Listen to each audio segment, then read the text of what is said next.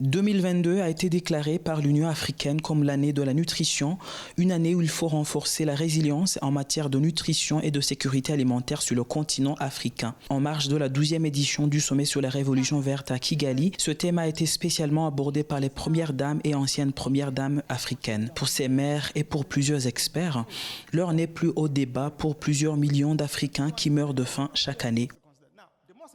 Récemment, j'étais à Libreville pour un sommet sur le climat en Afrique et hier j'étais à Rotterdam, mais la narration reste la même, on parle de changer. Mais on en a assez dit, il faut passer à l'action. En tant que première dame ici présente, vous serez d'accord avec moi qu'il faut qu'on fasse quelque chose. Car ensemble avec vous, nous pouvons améliorer les conditions de vie de nos enfants, de la jeune génération, et en tant que mère, nous ne pouvons pas regarder nos enfants en Afrique mourir de faim.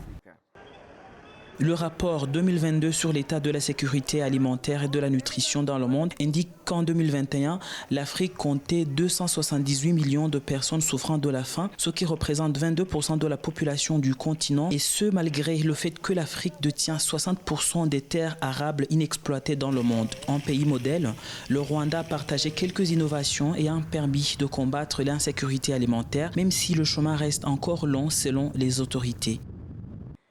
Pour améliorer la production agricole et la nutrition, nous avons dû introduire les programmes de consolidation des terres et l'intensification des cultures, la production locale des semences améliorée, ce qui a rendu les agriculteurs moins dépendants des semences importées et maintenant, 80% des semences sont produites localement.